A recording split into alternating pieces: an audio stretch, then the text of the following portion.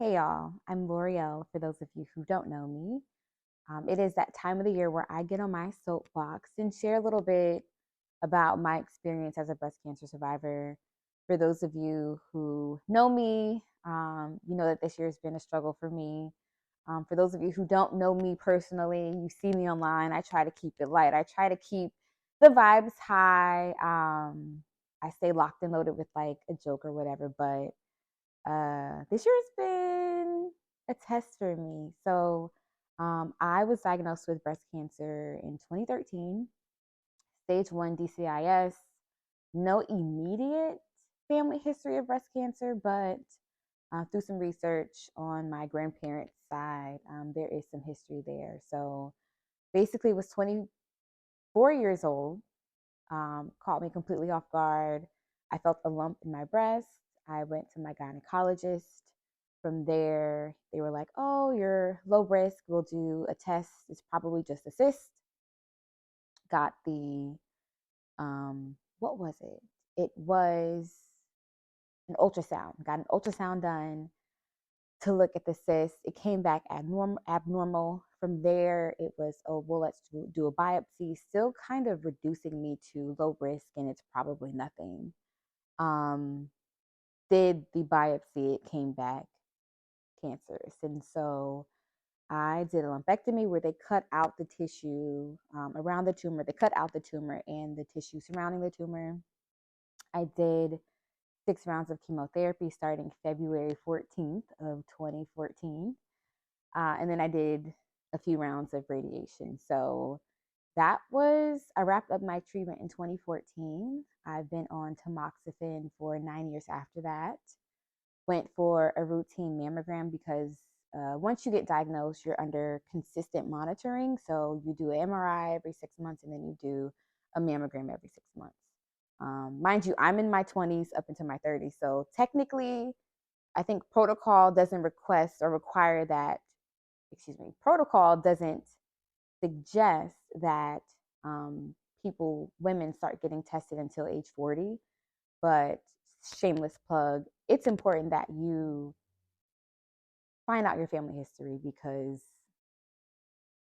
early detection has saved my life twice. And so went in for a routine mammogram in January, and what was identified as calcifications, like little hard pieces of tissue a year ago, it had grown or had um, multiplied, I should say.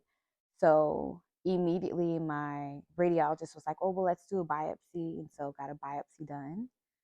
And then a few days later found out that the cancer was back. And so that was top of this year, 2023. Um, and yeah, dealing with that. So I think what's interesting about being a breast cancer survivor is after you get diagnosed, after you finish your treatment, the idea, the thought of reoccurrence stays with you. It's never something that just goes away and you're always on the edge of your seat, like waiting for, all right, this is going to be the appointment where they let me know it's back. It's cool. We got this, whatever.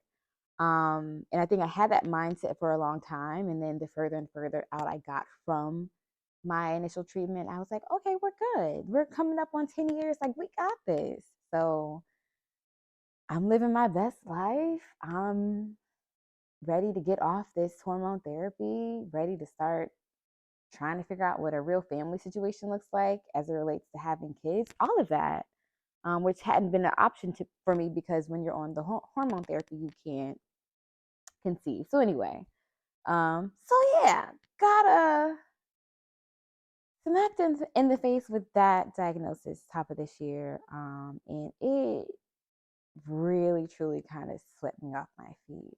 I wasn't prepared. I wasn't ready. If it would have happened 5 years ago, maybe I would have been better able to handle it, but it wasn't easier this round. So I was diagnosed as stage 0, which is early detection. So I opted to do a double mastectomy, um, removing all the breast tissue from both of my breasts. Now, granted, the cancer was only found in my left breast, but just to reduce any potential risk, I opted to just have the second one removed. So did that in March. When I tell you that surgery kicked my butt, y'all, I'm talking like, when they say 6 weeks recovery, they really mean 8, because that was a very, very hard surgery. 6-hour surgery. Leading up to that, had to find a breast surgeon to remove the cancer, but also had to find a plastic surgeon. So it was a lot. Meanwhile, still working, because life doesn't stop. Bills still have to get paid. Capitalism at its finest. So yeah, like it has been a whirlwind. And I navigate this world. I don't lead with being a breast cancer survivor, just because it's heavy for me. Like it's a lot. I have wanted to be more vocal about the experience, but it is tough. It is a lot of emotions. It is a lot of loss. It is a lot of grief, loss of health, grieving, innocence that was lost at a young age, fear of it coming back, fear watching people around me who were my age at initial diagnosis who are no longer here today. Like it is a mental mind F for sure. But the purpose of this video is to call it out, to speak about it, and to help to bring awareness to it. I think having conversations about family history is very vital and very important. Again, wasn't something in my immediate family that was a big thing, so I didn't really have a lot of knowledge or experience with breast cancer in particular. But having dialogue with like extended family, then found out like there are some some connections. There are some things that do kind of make sense, but even with that, genetically, I got tested to see if there's any markers on my DNA that indicate anything that could make me more receptive to getting breast cancer, and there are no markers. So in that case, it's just like, it's a tricky thing. I guess I'm lucky, if that's what you want to call it. Um, but yeah, I would advise everybody to have conversations with your family, your aunts, your mom, your grandmom, the women in your family, to figure out what that looks like. And it is very common. And it is also very common that people get diagnosed without a prior history, so to speak, as well. And so while the recommendation is to get scanned at 40, I urge everyone to have a conversation with your healthcare providers to see if you can get scanned earlier, because again, early detection has saved my life twice, 2 times. So, but yeah, I don't want to cry, because like I'm always on the edge of crying talking about breast cancer, because again,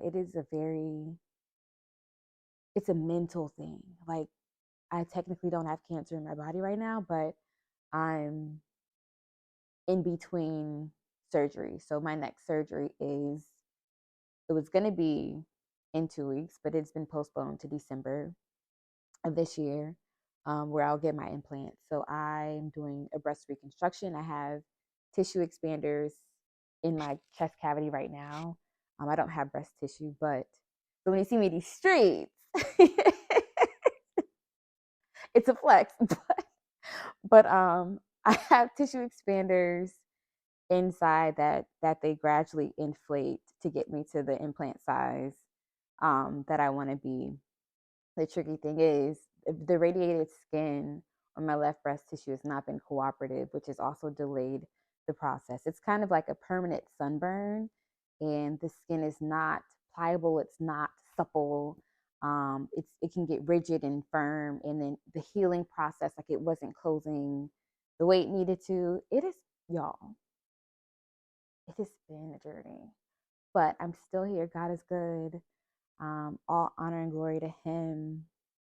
Just wanted to share my story and to encourage women to have conversations to talk about your health, to have someone that you can have as a safe space.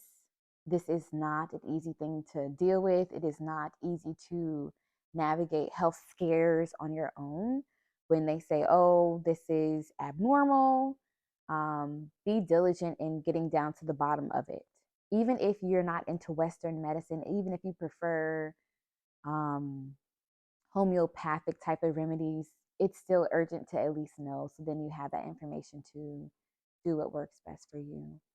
That is what's happening. I know that many people have been asking and been curious, and I've battled with how to say it. But there it is. It's out there. So it's Breast Cancer Awareness Month. Love up on the people in your life who you know are survivors. Don't be afraid to ask questions, to show up and support, even if you don't know how. Um, Being there means everything when people are dealing with things. And that's not just breast cancer, that's life in general. But anyway, so yeah, that's what I wanted to share. Stay tuned. Again, exciting things coming soon. And everybody be well.